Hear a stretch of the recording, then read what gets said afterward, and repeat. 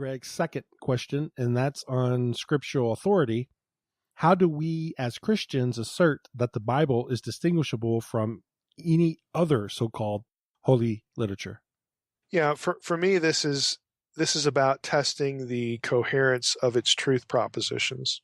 So this I mean, that's my short answer to that. So okay, well, here's your holy book. What does it tell me about, God or the gods or salvation or, whatever point it has, and historical statements and, record keeping and all that kind of, it's all a factor, but let's focus on the theological statements. All of the Bible's theological statements, about the existence of God and what God does and things like incarnation and, the deity of Christ and all this kind of stuff. These things have been hashed out for literally millennia by, the best thinkers that Western civilization has ever had.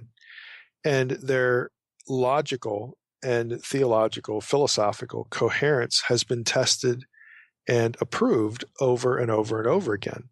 So this is the first thing I want to know. So if we have a competing truth assertion, truth proposition from some other holy book, if it's different than something in the Bible, well, then it needs to be probed to see which one is more coherent.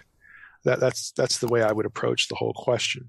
I mean, there are bigger issues like can we trust, the sourcing, the composition, all that kind of stuff. I mean, there are other factors here as far as how did we get this book in the first place. Like if you're talking about the Urantia book, okay, there's lots of ways to disqualify that. If you're talking about an ancient book, okay, well then there are other things you have to consider. But the bottom line is, again, about truth propositions. So I think that's what distinguishes the Bible from a lot of these other books in significant ways. Real quickly, what's your thoughts on the Urantia book?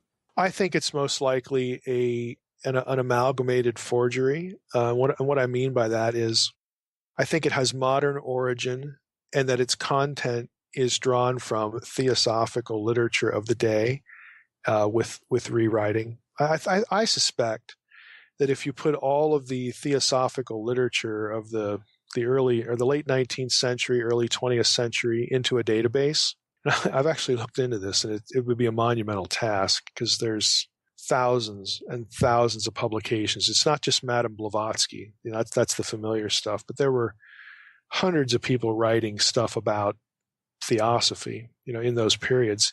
If you put that all into a database and then you ran searches through it for, let's say, word combinations more than 3 or 4 words in a row from the Urantia book, I don't doubt for a minute that you're going to get hits. In other words, that the content of the book will have been drawn from these sources. But that's a doctoral dissertation waiting to happen. Yeah, I'm not right there. doing that, at any time soon. But the technology exists for it. You just have to do the grunt work. It's in public domain. Somebody could do that, digitize it, put it into one resource, and start running scripts through it. And you could do it. And email me. Let me know what you find out, please. Yeah.